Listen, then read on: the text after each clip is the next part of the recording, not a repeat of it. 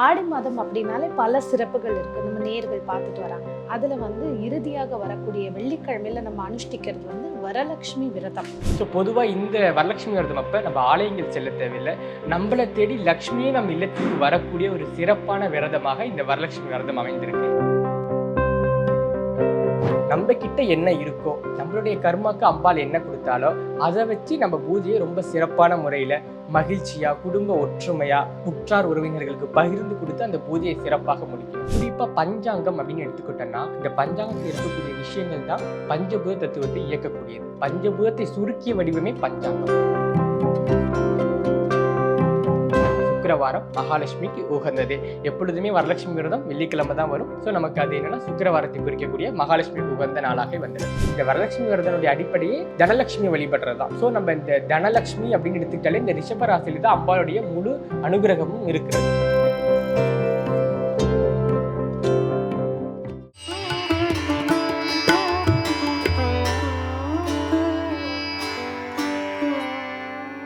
சர்வமங்கள மாங்கல்யே சிவே சர்வாப்த சாதகே சரண்யே திரியம்பகே கௌரி நாராயணி நமோஸ்துதே. பிரணவ மந்திரம் நேயர்களுக்கு அன்பு வணக்கம். ஆடி மாதத்துல பல சிறப்புகள் இருக்கு. அம்பாளுக்கான உரியதான மாதம். இதுல மிக சிறப்பான விஷயம் அப்படின்னா வரலட்சுமி விரதம். பெண்களுக்கான ஒரு சிறப்பு விரத பூஜை. இந்த பூஜை முறை என்னைக்கு செய்யணும், என்னைக்கு இந்த வருடம் வந்து வரலட்சுமி விரதமானது வருது, அதை எப்படி நம்ம வழிபடணும், அதற்கான ஸ்லோக முறைகள் மற்றும் அதை அனுஷ்டிக்கும் முறையை பற்றி நமக்கு தெளிவான ஒரு விளக்கம் கொடுக்கறதுக்காக ஸ்ரீ குரு ஆதித்யன் கிருத்திக் ரோஷன் அவர்கள் நம்ம கூட இணைஞ்சிருக்காங்க. வணக்கம் சார். வணக்கம்மா. ஓம் ஸ்ரீம் நம. குருவடி சரணம், திருவடி சரணம். பிரணவ மந்திர நேயர்களுக்கும் என்னுடைய அன்பான வணக்கங்கள். ஆடி மாதம் அப்படின்னாலே பல சிறப்புகள் இருக்கு. நம்ம நேயர்கள் பார்த்துட்டு வராங்க. அதுல வந்து இறுதியாக வரக்கூடிய வெள்ளிக்கிழமையில நம்ம அனுஷ்டிக்கிறது வந்து வரலட்சுமி விரதம். இது வந்து நிறைய பெண்களுக்கு வந்து தாலி பாக்கியம் அப்படிங்கிற ஒரு விஷயம் சம்மந்தப்பட்டது. ஸோ இதற்கான ஒரு ஃபுல் பதிவாக நம்ம வந்து நேயர்களுக்கு தரலாம். முதல்ல வந்து விரத நாள் அதனுடைய சிறப்புகள்லேருந்து துவங்கிக்கலாம். ஓகே. இப்போ இந்த விரதம் பார்த்தீங்கன்னா வரலட்சுமி விரதம். இந்த பெயரிலே இந்த விரதத்திற்கான காரணமும் நமக்கு அமைஞ்சிருக்கு. வரலட்சுமி அப்படின்னா லக்ஷ்மி நம்மளுடைய இல்லத்திற்கு வர்றதுனால தான் இந்த விரதம் பேரே வரலட்சுமி அப்படின்ட்டு. ஸோ பொதுவாக இந்த வரலட்சுமி விரதம் அப்போ நம்ம ஆலயங்கள் செல்ல தேவையில்லை. நம்மளை தேடி லக்ஷ்மியே நம்ம இல்லத்துக்கு வரக்கூடிய ஒரு சிறப்பான விரதமாக இந்த வரலட்சுமி விரதம் அமைந்திருக்கு. அதனால இந்த வரலட்சுமி விரத நாளன்று நம்ம ஆலயம் செல்லாமல் அம்பிகையை நம்மளுடைய வீட்டிலேயே வரவழைத்து அவரிடம் நம்ம வேண்டும் வரங்களை கேட்டு நம்மளுடைய பிரார்த்தனை அனைத்தையும் பூர்த்தி செய்யக்கூடிய ஒரு சிறப்பான விரத நாளாக இது அமைஞ்சிருக்குமா. ஸோ இந்த வருடம் இந்த வரலட்சுமி விரதம் எப்போ வருது அப்படின்னா ஆகஸ்ட் 8, அதாவது ஆடி 23, 8/8/2025 வெள்ளிக்கிழமையுடன் இந்த வரலட்சுமி விரதம் நமக்கு வருகிறதுமா. ஓகே, இந்த விரத நாளை பற்றி பார்த்தோம். அடுத்தது வந்து இந்த பூஜைக்கு நம்ம அமர்றதுக்கு முன்னாடி இந்தந்த பொருட்களை நம்ம எடுத்து ரெடி பண்ணி வச்சுட்டு அதற்கப்புறமா பூஜையை துவங்கலாம் அப்படின்னா தேவையான ஒரு பூஜைக்கான பொருட்கள் என்ன? ஓகே, இப்போ ஒரு பூஜை அப்படின்னு எடுத்துக்கிட்டனாலே அதை வந்து ரொம்ப ஒரு நிதானத்துடன் அமைதியுடன் செய்ய வேணும். ஏன்னா பதரும் காரியம் சிதறும் அப்படின்னு சொல்லுவாங்க. ஸோ இந்த பூஜை அப்படின்னாலே அது குரு காரகத்துவத்துடன் இணைந்தது. குருவை குறிக்கக்கூடியதான் இந்த பூஜை முறைகள் எல்லாமே. அப்போ குரு அப்படின்னாலே நிதானம், பொறுமை, இரக்கம், இது எல்லாத்தையுமே குருவை தான் குறிக்கும். அப்போ ஒரு பூஜை நம்ம எப்படி செய்யணும் அப்படின்னா ரொம்ப பொறுமையாக நிதானமாக செய்யணும். அதில் எந்த ஒரு நமக்கு ஒரு சலசலப்போ அதே மாதிரி பிரச்சனைகளோ வாக்குவாதமோ அது எதுவுமே ஒரு பூஜையில் இருக்கக்கூடாது. நம்ம கிட்ட என்ன இருக்கோ, நம்மளுடைய கர்மாக்கு அம்பாள் என்ன கொடுத்தாலோ அதை வச்சு நம்ம பூஜையை ரொம்ப சிறப்பான முறையில் மகிழ்ச்சியாக, குடும்ப ஒற்றுமையாக, உற்றார் உறவினர்களுக்கு பகிர்ந்து கொடுத்து அந்த பூஜையை சிறப்பாக முடிக்கணும். ஸோ ஒரு பூஜையில் எப்போயுமே என்ன இருக்கணும்னா நிதானமும் பொறுமையும் இருக்கணும். ஸோ அதோடைய காரகத்துவம் எடுத்துக்கிட்டோம் அப்படின்னா இந்த கடகராசியை தான் குறிக்குது. ஏன் பொதுவாக இந்த வரலட்சுமி விரதம் நமக்கு ஆடி மாதத்தில் வருது அப்படின்னு எடுத்துக்கிட்டோன்னா, இந்த வரலட்சுமி விரதத்தினுடைய அடிப்படையே என்னென்னா இரக்க குணம், தர்ம குணம். அதாவது தர்மத்தை அடிப்படையாகவே கொண்டது இந்த வரலட்சுமி விரதம். இந்த தர்மம், இரக்கம், இந்த குணம் எல்லாம் எந்த கிரகத்தினோட ஒத்து போகுது அப்படின்னா குரு கிரகத்தினுடைய ஒத்து போகுது. அப்போ குரு அப்படின்னு இருக்கிறதுனாலே அந்த குரு உச்சமடையக்கூடிய ராசி என்ன அப்படின்னா கடகராசி தான். ஸோ அதனால தான் இந்த வரலட்சுமி விரதமானது கடகராசி, அதாவது ஆடி மாதம் என்று சொல்லக்கூடிய இந்த மாதத்தில் நமக்கு வரலட்சுமி விரதம் அனுஷ்டிக்கப்படுகிறது.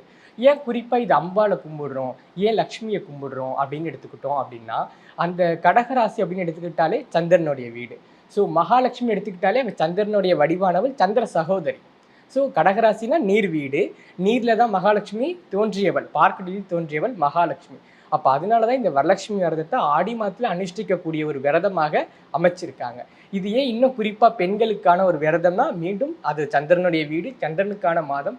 ஸோ இந்த கடகராசி 4ஆம் பாவம்னு எடுத்துக்கிட்டாலே சுகஸ்தானம், வீடு, வாகனம், சொத்து சேர்க்கை இது எல்லாத்தையும் குறிக்கக்கூடியது. இன்னொன்று இந்த சந்தான லக்ஷ்மி அப்படிங்கிற ஒரு லக்ஷ்மி ஒளிந்திருக்கக்கூடிய இடமே என்னன்னா இந்த கடகராசி தான். அப்போ இந்த கடகராசி இருக்கக்கூடிய இந்த வரலட்சுமி விரதத்தை பெண்கள் கடைபிடிக்கும் பொழுது அவர்களுக்கு தீர்க்க சுமங்கலி அப்படிங்கிற ஒரு பாக்கியம் கிடைக்கும். ஒரு பெண்ணாக பிறந்தா அவங்களுக்கு ரொம்ப ரொம்ப முக்கியம் அப்படின்னா அந்த தீர்க்க சுமங்கலி அதுதான் அவங்களுக்கு ரொம்ப ரொம்ப முக்கியம். ஏன்னா அந்த சுமங்கலித்துவம் அவங்களுக்கு அவங்க இந்த வாழ்நாள் இந்த பூமியில் இருக்க வரைக்கும் ரொம்ப ரொம்ப தேவையானது தீர்க்க சுமங்கலி பவ தான். ஸோ அந்த சுமங்கலி தன்மையை கொடுக்கக்கூடியது இந்த வரலட்சுமி விரதம். அப்போ இந்த பெண்கள் கண்டிப்பாக இந்த வரலட்சுமி விரதத்தை கடைபிடிக்க வேண்டும். ஒரு சிலவங்க என்னன்னா பாரம்பரிய முறைப்படி தான் இது செய்யணும், பரம்பரையாக அந்த அம்பாளுடைய முகமாகட்டும் அந்த கலசமாகட்டும் அது வந்து கொடுத்துட்டு போவாங்க. அவங்க மட்டும்தான் இந்த விரதத்தை செய்யணும் அப்படின்னு ஒரு முறை இருக்கு. ஆனால் அப்படி கிடையாது. அனைவருமே இந்த வரலட்சுமி விரதத்தை செய்யலாம். ஏன்னா எல்லாத்துக்குமே மாங்கல்ய பாக்கம் தேவையில்லையா? அப்போ எல்லாருமே வரலட்சுமி விரதத்தை கண்டிப்பாக அனுஷ்டிக்க வேண்டும். இப்போ இந்த வரலட்சுமிக்கு தேவையான பொருட்களை நம்ம வந்து சேகரிக்கணும். ஏன்னா ஒரு பூஜையில வந்து ஒரு பொருள் விட்டுடுச்சு அப்படின்னா அந்த இடத்துல ஒரு கோபம் வரும். அந்த மாதிரிலாம் எந்த ஒரு இதுவும் இல்லாமல் தேவையான பொருளை நம்ம இப்போ சேகரித்துக்கொள்ளலாம். ஸோ தேவையான பொருட்கள் என்ன அப்படிங்கிறத பார்த்துடலாம். முதல்ல இடத்தோட மஞ்சள் தான். ஏன்னா மஞ்சள் தான் மங்களம், மஞ்சள் தான் குரு. திரும்பி அது என்னன்னா குருவை தொட்டே நம்ம தொடங்குகிறோம். ஸோ எந்த ஒரு பூஜையை நமக்கு ஆரம்பிக்கிறதுனாலும் மஞ்சள் தான் முதல்ல வாங்கணும்.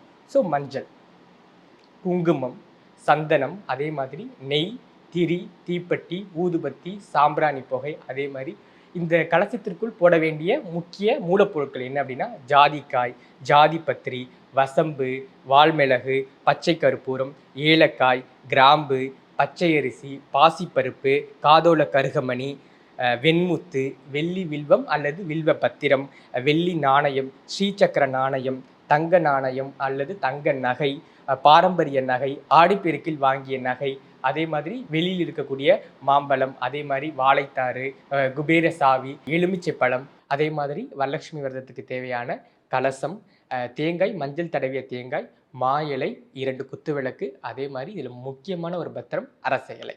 இதெல்லாம் ஒரு தேவையான பொருட்கள். நம்ம அதாவது அம்பாளை அலங்கரிக்கிறதுக்கு முன்னாடி தவறாம இருக்கிறதுக்காக இது எல்லாத்தையுமே நம்ம சேகரிச்சு ஒரு தட்டுல வச்சு ரெடி பண்ணி வச்சுக்கணும். அடுத்து பார்த்தீங்கன்னா, இந்த நாளினுடைய மகிமை அப்படின்னு நம்ம எந்த விஷயத்த சொல்றோம்? பொதுவாக இப்போ எடுத்துக்கிட்டோம்னா ஒவ்வொரு நாளுக்கும் ஒவ்வொரு சிறப்பு இருக்கும். ஸோ இந்த வரலட்சுமி வரக்கூடிய இந்த நாள் எவ்வளவு சிறப்பான தன்மைகள் இருக்குது அப்படிங்கிறத பார்ப்போம். குறிப்பாக பஞ்சாங்கம் அப்படின்னு எடுத்துக்கிட்டோன்னா இந்த பஞ்சாங்கத்தில் இருக்கக்கூடிய விஷயங்கள் தான் பஞ்சபூத தத்துவத்தை இயக்கக்கூடியது. பஞ்சபூதத்தை சுருக்கிய வடிவமே பஞ்சாங்கம். ஒவ்வொரு வீட்லையும் இருக்கக்கூடியது இந்த பஞ்சாங்கம். ஸோ தினசரி இந்த பஞ்சாங்கத்தை ஒரு நாள், திதி, கரணம் இந்த விஷயங்கள்லாம் படித்தாங்க அப்படின்னா அந்த வீட்டில் சுபிக்ஷமாக இருக்கும் அப்படின்னு சொல்லுவாங்க. ஸோ அனைவருமே இந்த பஞ்சாங்கத்தை படிக்க தெரிந்து கொள்ள வேண்டும். ஸோ இந்த பஞ்சபூதத்தின் சுருக்கிய வடிவமான பஞ்சாங்கத்தில் என்னென்ன விஷயங்கள், அதாவது 5 அங்கங்கள் தான் பஞ்சாங்கம் அப்படின்னு சொல்லுவாங்க. அதில் ஃபர்ஸ்ட் எடுத்துக்கிட்டோம் அப்படின்னா நாள்னு எடுத்துக்கிட்டோம்னா இன்னைக்கு வெள்ளிக்கிழமை, சுக்கிரவாரம், மகாலட்சுமிக்கு உகந்தது. எப்பொழுதுமே வரலட்சுமி விரதம் வெள்ளிக்கிழமை தான் வரும். ஸோ நமக்கு அது என்னன்னா சுக்கிரவாரத்தை குறிக்கக்கூடிய மகாலட்சுமிக்கு உகந்த நாளாக வந்துடுது. அடுத்து எடுத்துக்கிட்டிங்க அப்படின்னா திதின்னு எடுத்துக்கிட்டா பௌர்ணமி திதி. அதாவது இந்த பௌர்ணமியில் அதிதேவதையாக வருபவர் ராகு பகவான், அதே மாதிரி சந்திர பகவான். இந்த சந்திரன், ராகு, வெள்ளிக்கிழமை அப்படிங்கிறது சுக்கிரன். இந்த 3 கிரக சேர்க்கைகள் எங்கே இருக்குது அப்படின்னா ரிஷபராசியில் தான் இருக்குது. இந்த வரலட்சுமி விரதத்தினுடைய கான்செப்டே ரிஷபராசி இயக்கக்கூடிய ஒரு விஷயம் தான். ஏன்னா ரிஷபராசி தான் நிலத்தத்துவம். அதில் தான் என்ன இருக்குன்னா தங்கம், வெள்ளி, வைரம், அதே மாதிரி அதனுடைய பாவத்துடைய பலன்கள் என்னன்னா தனஸ்தானம், வாக்கு, ஆரம்ப கல்வி, தானியம் இது எல்லாமே புதைந்து இருக்கக்கூடிய ஒரு ராசி அப்படின்னா அது ரிஷபராசி தான். அந்த ரிஷபராசி இயக்கக்கூடிய ஒரு விஷயமாக தான் இந்த வரலட்சுமி விரதம் நமக்கு அமைஞ்சிருக்கு. அப்போ இந்த பௌர்ணமி திதியில் இதனுடைய சிறப்பாக ஒன்று அமைஞ்சிருக்குது. அடுத்தது பார்த்தீங்க அப்படின்னா யோகம்னு எடுத்துட்டிங்கன்னா சித்த யோகம் அப்படின்னு எடுத்துக்கிட்டாலே ஒரு சிறப்பான யோகம், மங்கள காரியங்கள் செய்யக்கூடிய ஒரு யோகமாக சொல்லப்படுகிறது. ஸோ அன்னையுடைய வெள்ளிக்கிழமை நமக்கு சித்த யோகம் வருகிறது. அடுத்து எடுத்துக்கிட்டிங்கன்னா கரணம். ஸோ இந்த கரணம் அப்படிங்கிறது பெரும்பாலும் யாருக்கும் தெரியாமல் இருக்கலாம். கரணம் அப்படிங்கிறத ஒரு நாளைக்கு 2 கரணங்கள் வரும். ஒரு திதி அப்படின்னா 2 கரணம் வரும். இந்த கரணம் தப்பினால் மரணம் அப்படின்னு சொல்லுவாங்க. இந்த கரணத்தை இயக்குனா நம்ம வாழ்க்கையில் நிலத்தத்துவத்தையும் ஆகாய தத்துவத்தையும் இயக்க முடியும். ஒருத்தவங்களுடைய ராசி கட்டத்தில் நிலத்தத்துவம் வீக்காக இருந்தால் கூட இந்த கரணத்தை இயக்கும் பொழுது கண்டிப்பாக அவருக்கு நில சம்பந்தப்பட்ட அனைத்து சொத்து சேர்க்கைகள் எல்லாமே கிடைக்கும். ஸோ இந்த கரணம் அப்படின்னு எடுத்துக்கும் பொழுது அன்னைக்கு வரக்கூடிய கரணம் வணிசை கரணம். இந்த வணிசை கரணத்துக்கும் வரலட்சுமி விரதத்துக்கும் நிறைய தொடர்பு இருக்கு. ஸோ அது வணிஜ கரணத்தோட இணைந்து வந்திருக்கிறது இந்த வரலட்சுமி விரதம். அது இன்னும் கூடுதல் சிறப்பு. அப்போ இந்த வணிஜை வரலட்சுமி இது எப்படி இணைக்கிறோம் அப்படின்னா, வணிஜைன்னு எடுத்துக்கிட்டிங்கன்னா அந்த கரணம் இருக்கக்கூடிய காரகத்துவம் என்னன்னா கடத்தெரு, அதே மாதிரி புது துணிகள், மலர்கள், நெய்வேத்தியம், மகிழ்ச்சி, நிறைய பெண்கள் கூட்டம், அதே மாதிரி நம்ம கடத்தெருக்கு போகும் பொழுது புதிய புதிய விஷயங்கள், இது எல்லாமே இந்த வணிஜை கரணத்தை இயக்கக்கூடியது. அப்போ ஒருத்தவங்க வணிஜை கரணத்தை இயக்குனாலே உங்களுக்கு என்னன்னா நல்ல செல்வங்கள் கிடைக்கும். இந்த வணிஜை கரணத்தில் பிறந்தவர்களுடைய பலன்களை நம்ம எடுத்தோம் அப்படின்னா நல்ல திறமை உடையவர்கள், நல்ல நிர்வாக திறமை இருக்கும். அதே மாதிரி அவர் இந்த வணிஜை கரணம் இருப்பவர்கள் சுகத்தை அனுபவிப்பவர்கள். அப்போ என்ன அப்படின்னா இந்த வணிஜை கரணத்தினுடைய விலங்காக வருவது காளை மாடு, ரிஷபராசிக்குடைய குறியீடும் காளை மாடு. அப்போ இந்த வணிஜை, ரிஷபராசி அதுக்கு ஈக்குவலாக எடுத்துக்கிட்டோம்னா வரலட்சுமி விரதம். நான் முன்னாடியே சொல்லியிருப்பேன், வரலட்சுமி விரதம் ரிஷபத்தை முக்கியப்படுத்தி தான் நம்ம அதை கொண்டாடுறோம். அப்போ இந்த வணிஜை கரணத்துக்கும் வரலட்சுமி விரதத்துக்கு நிறைய தொடர்பு இருக்கு. இந்த வணிஜை கரணத்தையுடைய அடிப்படையாக வச்சு தான் வரலட்சுமி விரதத்தை நம்ம என்ன பண்ணுவோம், இந்த பொருட்கள்லாம் வாங்க கடை தெருவுக்கு போவோம், அம்பாளுக்கு புது வஸ்திரம் சாத்துவோம், நம்ம புது வஸ்திரம், அதே மாதிரி பழங்கள், மலர்கள், இந்த கூட்டம், இது எல்லாமே இந்த வணிஜை கரணத்தினுடைய ஒரு விஷயம் தான். அப்போ யாரெல்லாம் வணிஜை கரணத்தை இயக்குறாங்களோ அவங்க எல்லாத்துக்குமே நிர்வாகத்திறன், நல்ல புத்திசாலித்தனம், வியாபாரத்திறன். ஏன்னா ஒரு செல்வம் கிடைக்கினாலே நமக்கு அந்த புத்திசாலித்தனமும் வியாபாரத்திறனும் இருந்தால் தான் ஒரு செல்வத்தை ஈட்ட முடியும். அப்போ இந்த வணிஜை கரணத்தை இயக்குனா அவங்களுக்கு புத்திசாலித்தனமும் வியாபாரத்திறனும் இருக்கும். அப்போ இந்த வரலட்சுமியினுடைய வழிபாடு இதனுடைய அடிப்படையே செல்வத்தை இயக்குறது தான். அப்போ அதனால தான் இது வணிஜியோட கனெக்ட் ஆகுது. ஸோ அதனால இது இந்த நாளுடைய சிறப்பு இந்த வணிஜியோட இணைந்தே வரலட்சுமி விரதம் வருது. அப்போ இந்த நாளை நம்ம கண்டிப்பாக மிஸ் பண்ணவே கூடாது. அப்போ இந்த பஞ்ச அங்கங்களும் சிறப்பாக அமைந்தக்கூடிய ஒரு நாளாக நமக்கு வரக்கூடிய 2025 வரலட்சுமி விரதம் அமைந்திருக்கிறது. ஸோ பஞ்சபூதத்தை ஒரே நேரத்தில் கூட்டு சேர்த்து நம்ம செய்யக்கூடிய வழிபாடுக்கு மிகப்பெரிய வெற்றி இருக்கிறது. ஸோ இந்த நாளுடைய மகிமை இவ்வளவு அழகாக அமைந்திருக்கிறதுமா. அருமை. அடுத்ததாக பார்த்தீங்கன்னா நம்ம தேவையான பொருட்களை சேகரிச்சிட்டோம். இப்போ அந்த கலசத்தை வளர்க்கும் முறை என்ன, எப்படி நம்ம அந்த கலசத்தை தயாரிக்கணும்? முதல்ல என்ன பண்ணணும் அப்படின்னா கலசத்தை எடுத்துக்கணும். கலசத்தை எடுக்கிறதுக்கு முன்னாடி பிள்ளையார், எந்த ஒரு பூஜை செய்வதற்கு முன்னாடியும் விநாயகர் பெருமானை வணங்கிக்கணும். ஸோ விநாயகர் எடுத்து வச்சுக்கலாம். வீட்டில் வெள்ளி விநாயகர் இருந்தாலும் வெள்ளி விநாயகர் எடுத்து வச்சுக்கலாம். அப்படி இல்லைன்னா மஞ்சள் விநாயகரே ரொம்ப ரொம்ப சிறப்பு. மஞ்சள் விநாயகர் எடுத்து வச்சுக்கலாம். இந்த மஞ்சள் விநாயகர் பூஜை செய்யும் பொழுது அவருக்கு முதல் பூஜை செய்ய வேண்டும். இப்போதைக்கு அதுக்கு தேவையான பொருட்களில் நான் அந்த மஞ்சள் விநாயகர் சொல்லிடுறேன். ஸோ மஞ்சள் விநாயகர் நம்ம எடுத்து வச்சுக்கிறோம். அதுக்கப்புறம் கலசத்தை அமைக்க போகிறோம். ஸோ என்னென்னா ஒரு சிலவங்க பாரம்பரியமாக மண்டபம் வைத்திருப்பார்கள். பித்தளை மண்டபமோ வெள்ளி மண்டபம் அல்லது மரத்தலான மண்டபம். ஏன்னா அம்பிகை அப்படிங்கிறவர் மகாராணி, அவர் ஒரு பேரரசி. அவளை ஒரு மண்டபத்தில் அமர்த்தும் பொழுது அவளுக்கு ஒரு மகிழ்ச்சி. அதே மாதிரி நம்ம வந்திருக்கக்கூடிய விருந்தினர்களை எந்த அளவுக்கு உபசரிக்கிறோமோ அந்த அளவுக்கு மகாலட்சுமி அனுகிரகம் இருக்கும். அப்போ அந்த பேரரசி வரக்கூடியவளை மண்டபத்தில் அமர்த்தும் பொழுது இன்னும் ஒரு சிறப்பு.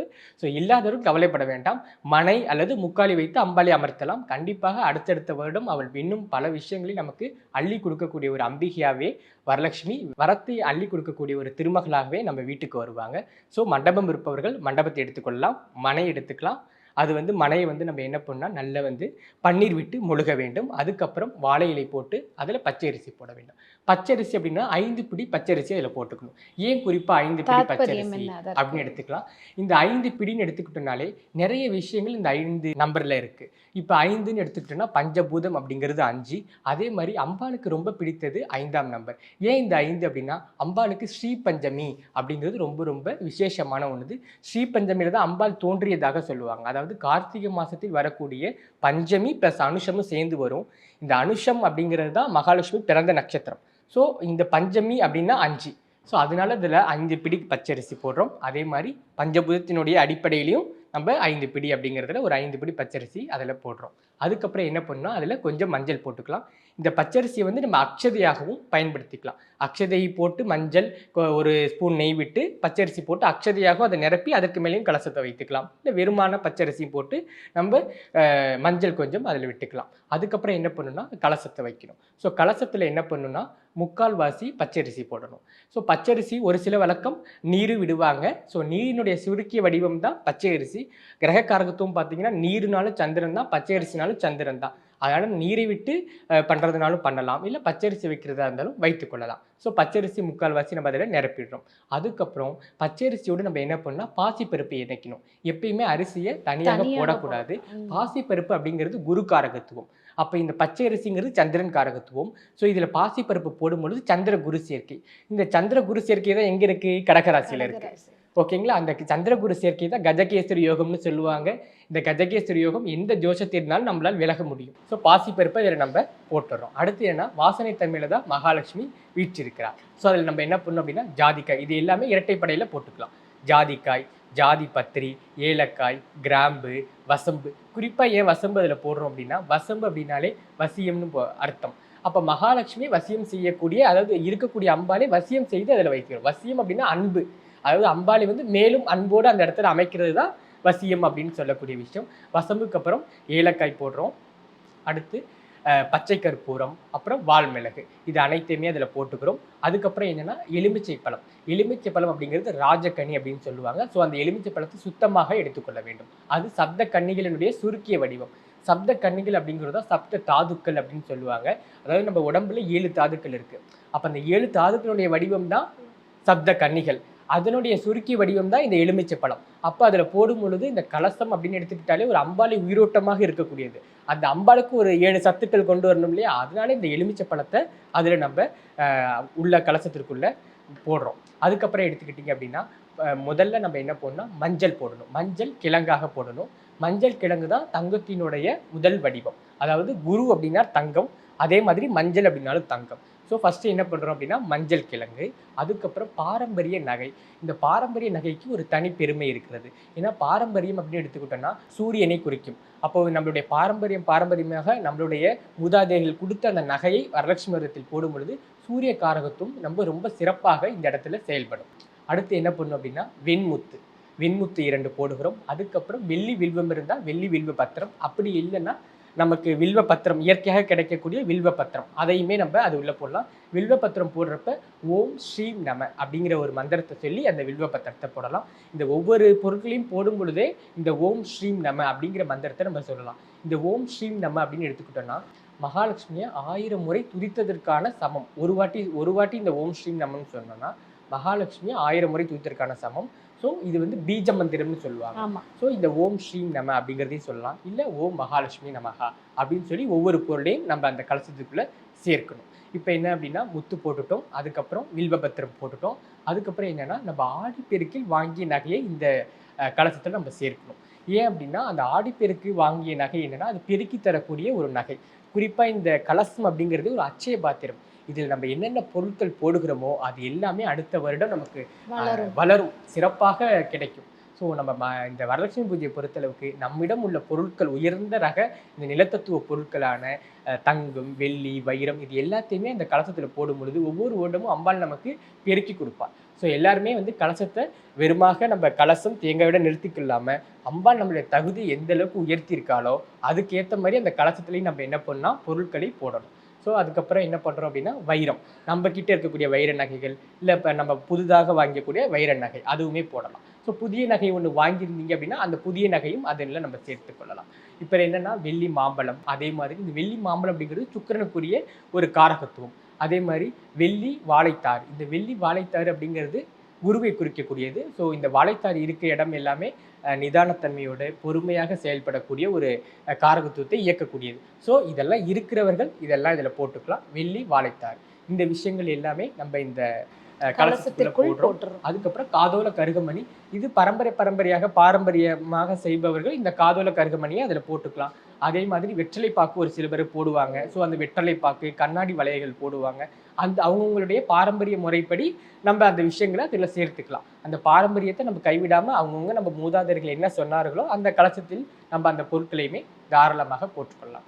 அதுக்கப்புறம் என்ன பண்ணும் அப்படின்னா, நம்ம மா இலை, இந்த மா இலையை அந்த கலசத்தினுடைய வாய்ப்பகுதியில் வைக்கிறோம். அதுக்கப்புறம் மஞ்சள் தடவிய தேங்காய், ஸோ மஞ்சள் தடவிய தேங்காயை அந்த கலசத்துக்குள்ளே வைக்கிறோம். அதுக்கு அழகாக திலகம் இடுகிறோம். திலகம் இட்ட பிறகு என்ன பண்ணும் அப்படின்னா, நம்ம அம்பாளுடைய முகம் எடுக்கிறோம். ஸோ அம்பாளுடைய முகம் வெள்ளி முகமாக இருந்தாலும் சரி, இல்லை நம்மளுடைய மண் முகமாக இப்போ நிறைய கிடைக்கிறது, மஞ்சள் முகமாக கிடைக்கிறது, அதையும் நம்ம வைத்துக்கொள்ளலாம். ஸோ தகுதி நம்ம அளவுக்கு உயர்ந்த அளவுக்கு நம்ம அந்த முகத்தை வைத்துக்கொள்ளலாம். ஸோ நம்ம தகுதி இப்போதைக்கு வெறும் தேங்காய் வைக்க மட்டும்தான் இருக்குது அப்படின்னா, கண்டிப்பாக தேங்காய் வைத்து நல்ல மஞ்சள் தடவி அம்பாளுக்கு அதை வைத்துக்கொள்ளலாம். அதிலே நம்ம அம்பாளுடைய முகமாக அலங்கரித்து அதில் பண்ணலாம். ஸோ அதுவுமே ஒரு சிறப்பான முறை தான். அடுத்தடுத்த வருடம் அம்பாள் நம்மளுடைய தகுதியை உயர்த்துவாள். இப்போ நம்ம மஞ்சள் வச்சு முகம் வைக்கிறோம் அப்படின்னா அடுத்த வருடம் மண், அதுக்கப்புறம் வெள்ளி, அதுக்கப்புறம் தங்கம், இந்த மாதிரியான விஷயங்களை அம்பாள் நம்ம ஒவ்வொரு வருடமும் நம்மளுடைய அன்புக்கு ஏற்றார் போல், நம்மளுடைய வழிபாடினுடைய மகிமைக்கு ஏற்றார் போல் நமக்கு அது அம்பாள் வந்து வரமாக கொடுப்பாள்.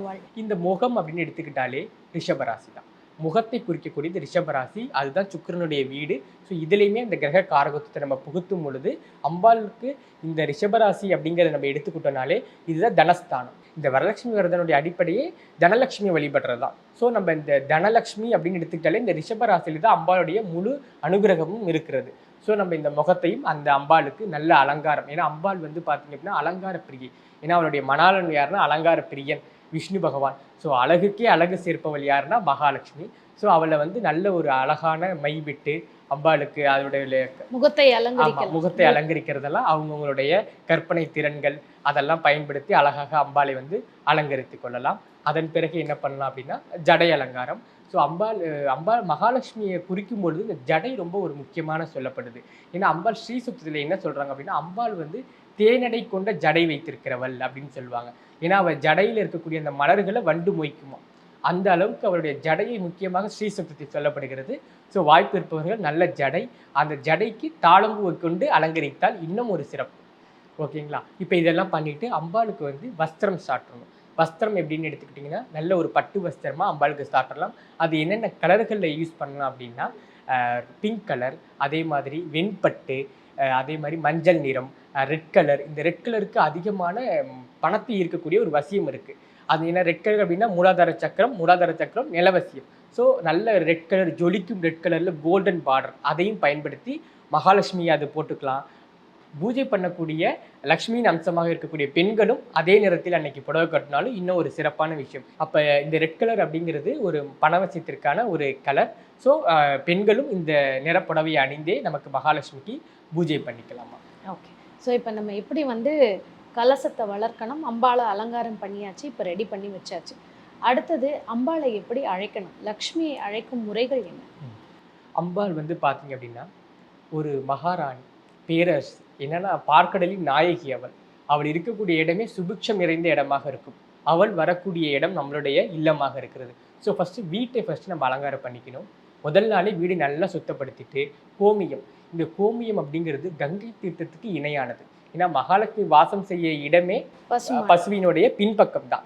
அங்கிருந்து வரக்கூடிய தீர்த்தம் மகாலட்சுமியுடைய அனுகிரகம் பெற்றது. ஸோ அவள் வருவதற்கு முன்னாடியே நம்ம என்ன பண்ணோம், அந்த கோமியத்தை வீடு முழுக்க தெளிக்க வேண்டியது ரொம்ப ரொம்ப அவசியம். ஸோ இப்போ வந்து சிட்டியில் இருக்கவங்களால அது வாய்ப்பு இல்லை அப்படின்னா நம்ம கங்கை தீர்த்தமோ இல்லை பன்னீரோ நம்ம வீடு முழுக்க அதை தெளித்து விடணும். வீட்டை வந்து சுத்தம் செய்த பிறகு பன்னீரை தெளித்து வீட்டை வந்து சுத்தம் செய்கிறோம். அதன் பிறகு மா இலை தோரணம் கட்ட வேண்டும்.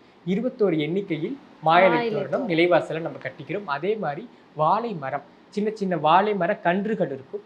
இந்த வாழை கன்றுகள் எடுத்துக்கிட்டாலே நமக்கு என்னன்னா குரு காரகத்துவம், இதுவும் கடகராசி இயக்கக்கூடியதான். ஸோ கண்டிப்பாக நம்ம அம்பாள் எழுந்தருளக்கூடிய மண்டபம் ஆகட்டும், இல்லைன்னா அந்த இடத்துல நம்ம 2 வாழை மரம் கலசத்திற்கு 2 பக்கமும் வைத்துக் கொள்ளலாம். இல்லை நம்ம நிலைவாசலையும் கட்டி கொள்ளலாம் இந்த வாழை மரங்களை. அதுக்கப்புறம் என்ன பண்ணோம் அப்படின்னா குறிப்பாக இந்த மாவிலையோடு அரச இலை ரொம்ப சேர்க்க வேண்டும். இந்த அரச இலை அப்படின்னா குரு காரகத்துவத்தை இயக்கக்கூடியது. வரலட்சுமி விரதம் வருகின்ற நாளன்னைக்கு வரக்கூடிய நட்சத்திரம் என்ன அப்படின்னா உத்திராடம், திருவோணம். இந்த உத்திராடம், திருவோணம் அப்படின்னு 2 நட்சத்திரங்கள் இணைந்து வருகிறது. பாதி நாள் உத்திராடம், நமக்கு பாதி நாள் என்னன்னா திருவோணம் வருகிறது. இந்த 2 நட்சத்திரமும் வருவதும் ஒரு கூடுதல் சிறப்பு. இந்த பஞ்சாங்கத்தில் இது ஒரு அங்கம், அதை சொல்ல மறந்துட்டோம். ஸோ இந்த நட்சத்திரம்னு எடுத்துக்கிட்டோம் அப்படின்னா உத்திராடமும் திருவோணமும் சேர்ந்து வருகிறது. இந்த உத்திராடம் எங்கே இருக்குது அப்படின்னா தனுசு ராசியில் இருக்குது. அப்போ தனுசு ராசி அப்படின்னு எடுத்துக்கிட்டோம்னா அதான் பாக்கியஸ்தானம். அது நம்முடைய தந்தையை பற்றி சொல்லக்கூடியது. நம் முற்பிரிவில் செஞ்ச பாக்கியங்கள் அனைத்தும் இந்த தனுசில் தான் ஒளிந்திருக்கும். நம்மளுடைய புண்ணியங்கள் எல்லாமே எங்கே இருக்குன்னா தனுசில் இருக்கும். அப்போ இந்த தனுசில் தான் உத்திராட நட்சத்திரம் வருகிறது. இந்த உத்திராடம் தனுசையும் அதே மாதிரி மகரத்தையும் இணைக்கக்கூடிய ஒரு நட்சத்திரம், சூரியனுடைய நட்சத்திரம். அது உடைப்பட்ட நட்சத்திரம் தனுசையும் மகரையும் இணைக்கிறது. தனுசு ராசின்னு எடுத்துக்கிட்டோம்னா அது வந்து என்ன தர்மஸ்தானம். அதே மாதிரி மகரம் எடுத்துக்கிட்டீங்கன்னா கர்மஸ்தானம். இப்போ தர்மம் கர்மம் இது 2த்தையும் இணைக்கிறது உத்திராடம். இந்த வரலட்சுமியினுடைய வழிபாடு தர்மத்தை மெய்யப்படுத்தி இருக்கக்கூடிய வழிபாடு. ஏன்னா அடுத்தவர்களுக்கு, நம்மளுடைய உற்றார் உறவினர்களுக்கு, சுமங்கலிகளுக்கு எல்லாத்துக்குமே நம்ம பொன் பொருள், அதாவது தாம்பூலம், உணவு பரிமாறுதல் அப்படின்னு தர்மத்தை அடிப்படையாகவே கொண்டே வரலட்சுமி விரதம் வருகிறது. அது குறிப்பாக இன்னும் இந்த தனுசு மகரத்தை இணைந்த ஒரு நாளாகவும் வரலட்சுமி விரதம் வருகிறது. அந்த தர்மம், நம்ம செஞ்சக்கூடிய தர்மம் தான் நம்மளுடைய கர்மத்தை முடிவு பண்ணும். கர்மம் அப்படின்னா தொழில், நம்மளுடைய வினைகள். அப்போ நம்ம செஞ்ச தர்மம் தான் நம்ம காக்கும், தர்மம் தலை காக்கும் அப்படின்னு சொல்லுவாங்க. அப்போ இந்த தனுசு மகரம், இதுக்கு பேர் தான் தர்ம கர்மாதிபதி யோகம் அப்படின்னு சொல்லுவாங்க, அந்த உத்திராட நட்சத்திரம். அப்போ நம்ம செய்யக்கூடிய தர்மத்துக்கு பலன் வரக்கூடியது தான் இந்த தர்ம கர்மாதிபதி யோகம். இது இருக்கிறவருடைய வாழ்வை மிகப்பெரிய ஒரு சிறப்பான ஏற்றங்களை பார்ப்பாங்க. அப்போ வரலட்சுமி விரதம் அன்னைக்கு நம்ம என்ன பண்ணுறோம்னா, வருகின்ற சுமங்கலிக்கு தர்மம் பண்ணுறோம். அதனுடைய பலனாக அம்பாள் நமக்கு நிறைய விஷயங்களை தரா. அப்போ இந்த கிரக சேர்க்கைகளும் அன்னைக்கு அப்படிதான் அமைஞ்சிருக்கு. இந்த மாதிரி கிரக சேர்க்கைகள்லாம் நமக்கு ஒரு சில ஆண்டுகள் தான் கிடைக்கும். அது வந்து இந்த வரலட்சுமி விரதம் கிடைச்சிருக்கு. அப்போ இந்த தர்ம கர்மாதிபதி யோகத்தை இயக்கக்கூடிய ஒரு நாளாக இந்த வரலட்சுமி விரதம் வருகிறது. அப்போ அன்னைக்கு செய்யக்கூடிய தர்மத்திற்கு மிகப்பெரிய பலன் உண்டு. அன்னைக்கு வந்து நம்ம எதையுமே பார்க்கக்கூடாது, செலவுகளோ அதெல்லாம் பார்க்கக்கூடாது. நம்ம கிட்ட என்ன இருக்கோ அதை அம்பாள் முன்னாடி படைத்து வருகின்ற சுமங்கலிக்கெல்லாம் கொடுக்கும் பொழுது அடுத்த வருடம் அதை விட பெருகும் நம்மளுடைய செல்வங்கள் எல்லாம் பெருக்கி கொடுப்பாள் அம்பாள். ஸோ இந்த யோகத்தை ஏற்படுத்தக்கூடியது இந்த நாள். ஸோ உத்திராடம், திருவோணம். இந்த திருவோணம் அதில் வருதுங்க இல்லையா? திருவோணம் எடுத்துக்கிட்டிங்கன்னா சந்திரனுடைய நட்சத்திரம். அப்போ மீண்டும் சந்திர சகோதரியான சந்திரனுடைய நட்சத்திரமே வருகிறது. அந்த அரச இலைக்கு நான் அந்த காரகத்துவம், இந்த உத்திராட நட்சத்திரத்துடைய காரகத்துவம் அரச இலை. அதனாலதான் குறிப்பா அன்னைக்கு என்னன்னா, இந்த மாவேலியோட அரச இலை சேர்க்க செய்த அந்த அரச இலை குரு காரகத்துவத்தை நமக்கு இயக்கி கொடுக்கும். அப்போ இந்த திருவோணம் அடுத்தது வருகிறது இல்லையா? இப்போ உத்திராடம் பாதி நாள் வருது, அடுத்து திருவோணம் வருது. இந்த திருவோணம் சந்திரனுடைய நட்சத்திரம், சந்திர ஸ்வரூபிணி மகாலட்சுமி. அந்த திருவோணத்துடைய காரகத்துவம் எடுத்து பார்த்தோம் அப்படின்னா கொடை. இந்த திருவோணம் தான் வாமன அவதாரம். அப்போ வாமனர் எப்படி இருப்பாருன்னா கொடை வைத்திருப்பாரு, அதே மாதிரி வெண்மையாக இருப்பாரு. அதே மாதிரி அந்த திருவோணத்துடைய குறியீடே 3 பாத சுவடுகள் தான். அப்போ மகாலட்சுமி வரக்கூடிய ஒரு, ஏன்னா பெருமாள் வந்து அந்த இடத்துல மகாலட்சுமி வருவா. ஏன்னா லக்ஷ்மினா பெருமாள், பெருமாள்னா லக்ஷ்மி. ஏன்னா பெருமாளுடைய வலது மார்பிலே அம்பாள் வீற்றிருக்கிறாள். அப்போ அந்த இரக்க குணத்தை குறிக்கிறதுனால தான் அம்பாள் வலது மார்பத்தில் இருக்கிறாள். அதனால தான் அம்பாள் வந்து தியாகஸ்வரூபி, அதே மாதிரி தர்மஸ்வரூபியாக வீற்றிருக்கிறாள். அப்போ மகாலட்சுமி எங்கே இருக்கா அப்படின்னா நம்ம செய்யக்கூடிய தர்மத்தில் தான் அவன் இருக்கா. அப்போ எந்த அளவுக்கு ஒரு மனிதன் தர்மம் செய்கிறானோ அவன்கிட்ட தான் மகாலட்சுமி வீற்றிருப்பான். ஓகேங்களா? இதுதான் இந்த திருவோண நட்சத்திரத்தினுடைய சிறப்பாக சொல்லப்படுகிறது. அப்போ திருவோணம் அப்படின்னு எடுத்துக்கிட்டாலே பெருமாளை குறிக்கக்கூடியது. அப்போ அந்த பெருமாளுடைய அனுகிரகமும் சேர்ந்து நமக்கு இந்த வரலட்சுமி விரதம் சிறப்பாக அமைந்திருக்கிறது. இப்போ அம்பாளை அழைக்கணும். இப்போ வீடெல்லாம் நம்ம இப்படி ரெடி பண்ணியாச்சு, மண்டபம் ரெடி பண்ணியாச்சு, எல்லாமே தாமரை வடிவ கோலமும் அந்த மண்டபத்தில் நம்ம போட்டு வச்சிடறோம். 8 இதழ் கொண்ட தாமரை கோலம். ஏன்னா தாமரையினுடைய வாசம் செய்பவள் தான் மகாலட்சுமி. இப்போ அம்பாள் நம்ம வீட்டுக்கு அழைக்கணும். குறிப்பா இந்த இடத்துல நம்ம என்ன பண்ணணும்னா மிருதங்க இசை இங்க இசைக்கணும். வீட்டுல என்ன இசை, என்ன ஸ்லோகம் போடுவோம் நம்ம? அம்பாளோட ஸ்லோகம் ஒலிக்கும், மகாலட்சுமியோட அஷ்டோத்திரம் ஒலிக்கும். இதை தாண்டி என்ன இசை போட்டா இன்னும் அதற்கு கூட சேர்ந்து மெருகேற்ற மாதிரி இருக்கும்? அதான் மிருதங்க இசை. இந்த மிருதங்க இசை பணத்தை வசீகரிக்கும். ஏன்னா இந்த ரிஷபராசியில் இருக்கக்கூடிய காளை இருக்குங்க இல்லையா, அவர் தான் நந்தி பகவான். நந்தி பகவான் கையில ஒரு மிருதங்கம் இருக்கும். அவர் இந்த மிருதங்க இசையோட தான் சிவபெருமான் தாண்டவம் ஆடுவார். நம்ம நந்தி பகவான் அதை மிருதங்க இசைப்பார். அப்போ இந்த ரிஷபத்தில் இருக்கக்கூடிய நந்தி பகவான் வைத்திருக்கக்கூடிய ஒரு மிருதங்க இசை இங்கேயும் கனெக்ட் ஆகுது. ஸோ குறிப்பாக அந்த திருவோணத்துடைய காரகத்துவமாகவும் மிருதங்க இசை வருது. ஸோ அம்பாளை அழைக்கும் பொழுது மிருதங்க இசையோடு அம்பாளை அழைக்க வேண்டும். குறிப்பாக கொடை கண்டிப்பாக இருக்க வேண்டும். அதாவது நம்ம கொடை இருக்குங்க இல்லையா, அதை வந்து பித்தளை கொடையாகவும் வாங்கிக்கலாம், அல்லது வெள்ளி கொடையாகவும் வாங்கிக்கலாம். இல்லை வெல்வெட் கொடை இருக்கு, குட்டியா வெல்வெட் கொடையும் இப்போ கிடைக்கிறது, அதையும் வாங்கிக்கலாம். ஏன்னா ஒரு அரசி வருபவள் அப்படின்னாலே அரசிக்கு முன்பு அந்த கொடை தான் பெருசாக பேசப்படும். ஸோ இதுல ரொம்ப முக்கியமான இது கொடை. இதுவுமே திருவோணத்துடைய காரகத்துவமாக வருகிறது. ஸோ நம்ம கொடையும் இதில் எடுத்துக்கிறோம். அம்பாளை வந்து கலசத்திற்கு, அந்த அம்பாளுடைய அலங்காரம் பண்ண கலசத்தை என்ன பண்ணுறோம் அப்படின்னா அழகாக வாசனை மலர்கள்லாம் போட்டு அம்பாள் நம்ம வீட்டினுடைய வாசல், ஸோ வாசலையும் நம்ம என்ன பண்ணணும்னா அழகாக கோலம் இது பண்ணி அம்பாளை வரவேற்கணும். மிருதங்க இசையோடு அவள் வருவாள். இதில் அம்பாள் வாசம் செய்யக்கூடிய அஷ்டமங்கல பொருட்கள், இந்த அம்பாள் வருவதற்கு முன்னாடி இந்த அஷ்டமங்கல பொருட்கள் நம்ம வீட்டுக்கு வரும் அப்படின்னு சொல்லுவாங்க.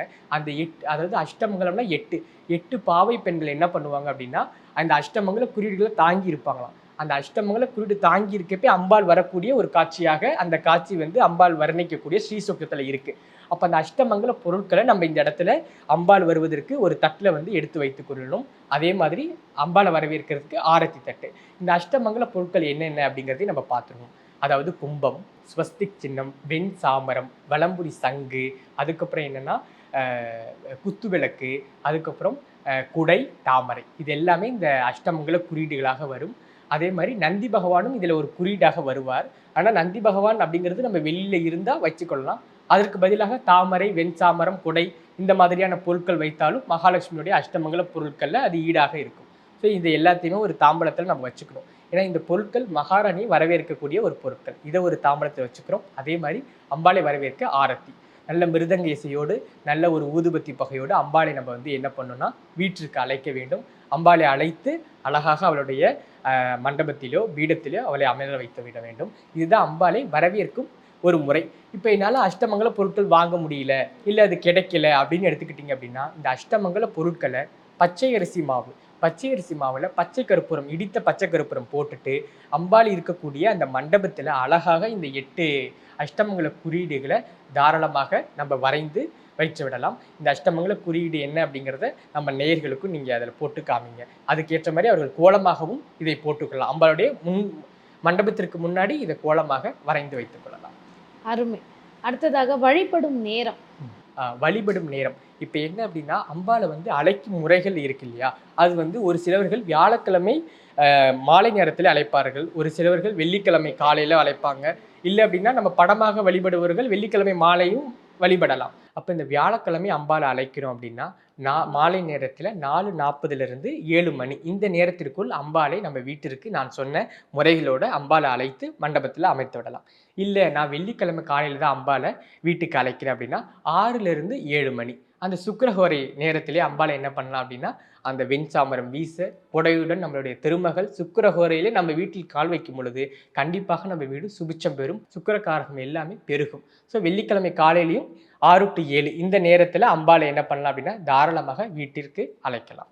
ஓகே. அடுத்ததாக நம்ம சொல்ல வேண்டிய மந்திரம், அம்பாளை அழைச்சாச்சு, பூஜை முறைகள்ல நம்ம என்ன மந்திரங்கள் சொல்லி வழிபடணும்? இப்போ அம்பாளை வந்து வீட்டுக்கு அழைச்சிட்டோம்.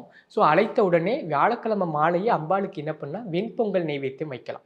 வெண்பொங்கல் அல்லது நட்ஸ், இந்த நட்ஸை வந்து தேனில் ஊற வைத்து அந்த நட்ஸை அம்பாளுக்கு நெய்வேத்தியமாக வியாழக்கிழமை அழைப்பவர்கள் அன்றே நெய்வேத்தியம் பண்ணிடணும். அம்பாளை அழைச்சிட்ட பிறகு ஃபஸ்ட்டு நம்ம செய்ய வேண்டியது விக்னேஸ்வர பூஜை தான். ஸோ மஞ்சள் பிள்ளையாரை பிடித்து அவருக்கு என்ன பண்ணால் ஃபஸ்ட்டு தேங்காய் உடைக்கணும். அவருக்கு நெய்வேத்தியம் பண்ணி முதல்ல விக்னேஸ்வர பூஜையை வழிபடணும்.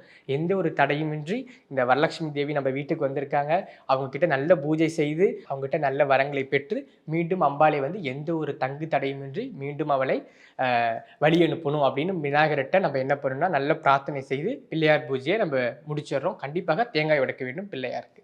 அதே மாதிரி பிள்ளையாருக்கும் நெய்வேத்தியம் வைக்க வேண்டும். மகாலட்சுமியை ஃபஸ்ட்டு நம்ம நெய்வேத்தியம் பண்ணி அன்னைக்கு வியாழக்கிழமை பூர்த்தி பண்ணிடும். வெள்ளிக்கிழமை காலையில் ஸ்டார்ட் பண்ணுறவங்களும் அம்பாளை அழைத்து இதே பிள்ளையார் பூஜையை முடித்த பிறகு அம்பாளுக்கு காலையில் என்ன பண்ணணும் அப்படின்னா சர்க்கரை பொங்கல் நெய்வேத்தியம் பண்ணிடணும். அம்பாளுக்கு முதல்ல வந்தோடனே இனிப்பை கொடுத்து வரவேற்கிறோம். ஸோ அம்பாளுக்கு இனிப்பு.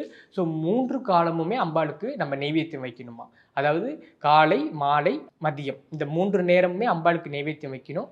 அதே மாதிரி பார்த்தீங்க அப்படின்னா மந்திரம் என்ன சொல்லலாம் அப்படின்னு எடுத்துக்கிட்டோம் அப்படின்னா கனகதாரா ஸ்தோத்திரம், நமக்கு தெரிந்த என்ன மந்திரங்களோ அதை சொல்லலாம். ஒரு சில மந்திரங்கள் நான் சொல்கிறேன். மகாலட்சுமி அஷ்டகம் சொல்லலாம், அதே மாதிரி கனகதார ஸ்தோத்திரம் சொல்லலாம், இல்லை மகாலட்சுமி 108 போற்றிகள் அது சொல்லலாம். அப்படி இல்லைன்னா இந்த ஓம் ஸ்ரீம் நம இந்த மந்திரங்களே 108 முறை சொல்லலாம். இல்லை எனக்கு எந்த மந்திரமே சொல்ல தெரியாது அப்படின்னா ஓம் மகாலட்சுமி நமகா அப்படிங்கிற மந்திரத்தையும் தாராளமாக சொல்லலாம். அதே மாதிரி ஸ்ரீ சுக்தம் ஒலிக்கிறது ரொம்ப நல்லது. அன்று முழுவதுமே நம்ம வீட்டில் ஸ்ரீ சுக்தம் ஒலித்தால் அந்த இடத்துல மகாலட்சுமி கண்டிப்பாக இருப்பாள். ஸோ ஸ்ரீ சுக்த ஒலியோடு நம்ம அன்றைய நாளை வந்து சிறப்பாக கொண்டாடணும். ஓகே. அம்பாளை அர்ச்சிக்கக்கூடிய மலர்களில் இந்த மலர்கள் எல்லாம் கண்டிப்பாக இருக்கணும், இதை தவற விடக்கூடாது அப்படின்னா என்ன மாதிரி மலர்களால் அர்ச்சிக்கலாம்? ஃபஸ்ட்டு எடுத்தோடனே மகாலட்சுமி அப்படின்னோடனே அவருடைய படத்தை பார்த்து நமக்கு தெரிகிறது ஒன்று தான் தாமரை தான். ஸோ அம்பாளுக்கு வெண்தாமரை அதே மாதிரி செந்தாமரை இந்த 2 மலர்கள். அதுக்கப்புறம் பார்த்தீங்கன்னா மல்லிகை, முல்லை, ஜாதி மல்லி இந்த மாதிரியான வாசனை மலர்கள், செண்பகப்பூ, மறிக்கொழுந்து இந்த வாசனை மலர்கள் எல்லாம் மகாலட்சுமி ரொம்ப பிரியம் அவளுக்கு. ஸோ இந்த வாசனை மலர்கள்லாம் வைக்கும் பொழுதே ரொம்ப அவளுடைய மனம் மகிழ மகிழ நம்ம வீட்டில் செல்வம் எல்லாம் பெருகும். அதனால் அவளுக்கு வாசனை மலர்களாகிய இந்த மலர்கள், அதே மாதிரி குறிப்பாக மாதுளை மலர், மாம்பூ, மா இலை, வில்வ இலை, துளசி இலை இந்த மாதிரியான பத்திரங்கள் எல்லாமே அம்பாளுக்கு நாம் கொடுத்து அர்ச்சிக்கும் பொழுது அம்பாளுடைய மனம் அழகாக மகிழும். அருமை. அடுத்ததாக பார்த்தீங்கன்னா நம்ம மலர்களால் அர்ச்சித்து பூஜையை முடித்து விட்டோம். நெய்வேத்தியம் அப்படின்னு வரும்போது அம்பாளுக்கான உகந்த நெய்வேத்தியம் இதெல்லாம் நிச்சயமாக இருக்கணும் அப்படின்னா என்ன?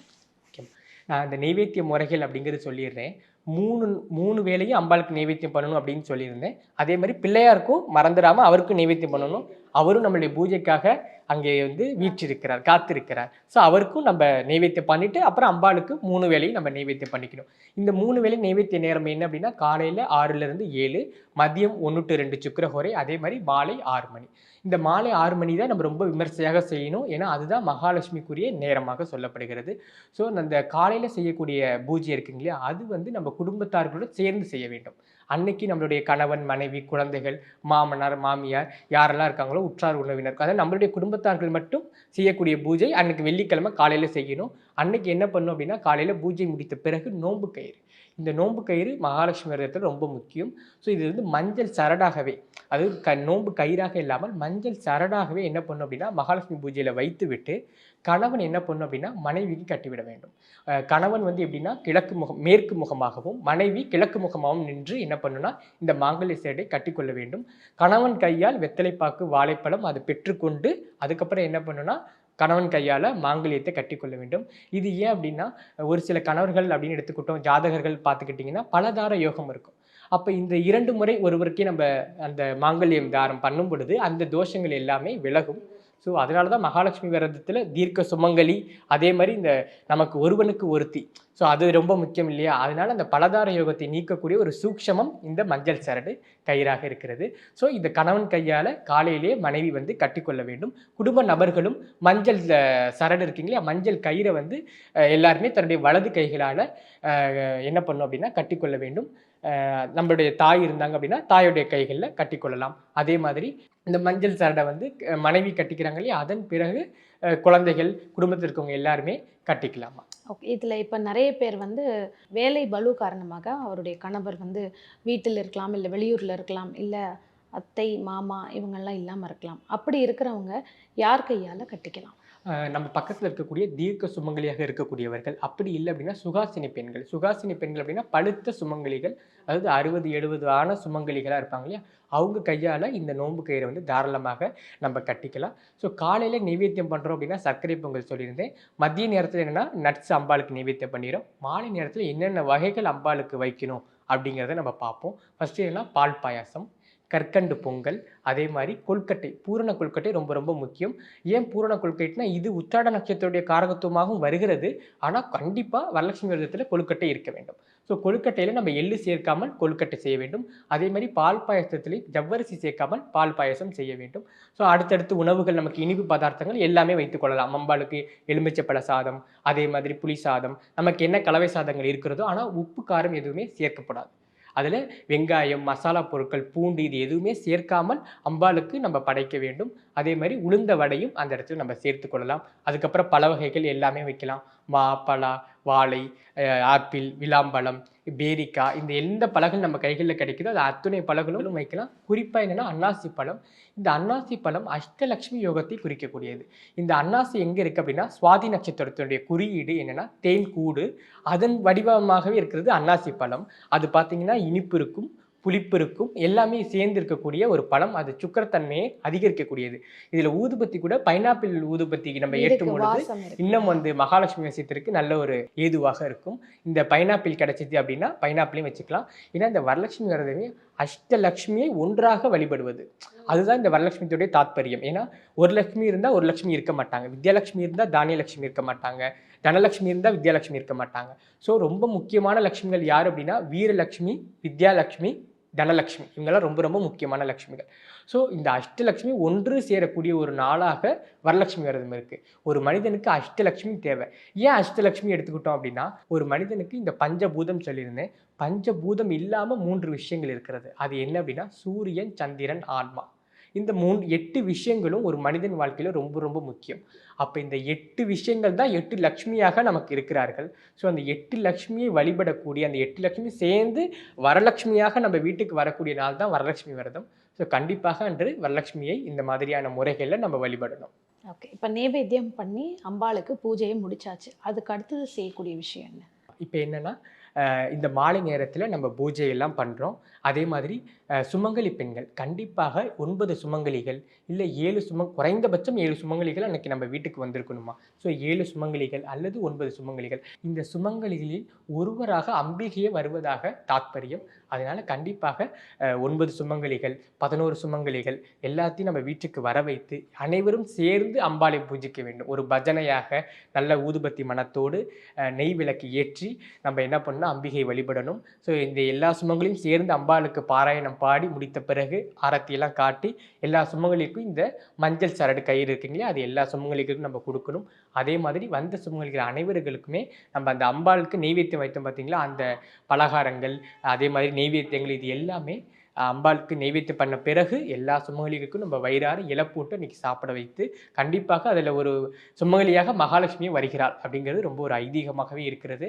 ஸோ வந்த எல்லா சுமங்கலிக்கும் நல்ல வயிறு நிறைய அன்னம் அன்னைக்கு எந்த ஒரு இதையுமே பாரபட்சம் பார்க்காம அனைத்து சுமங்கலிகளுக்கும் வயிறு நிறைய அன்னம் இட்டு அவங்களுக்கு தாம்பூலம் கொடுக்க வேண்டும். இந்த தாம்பூலத்தில் கண்டிப்பாக வஸ்திரம், அதே மாதிரி மஞ்சள், குங்குமம், அதே மாதிரி தாலிக்கயிறு, அதுக்கப்புறம் கண்ணாடி வளையல், கண்ணாடி, சீப்பு, அதற்கு கூட கண்டிப்பாக வெத்தலைப்பார்க்கோட ₹1 நாணயம் வைக்கணும்.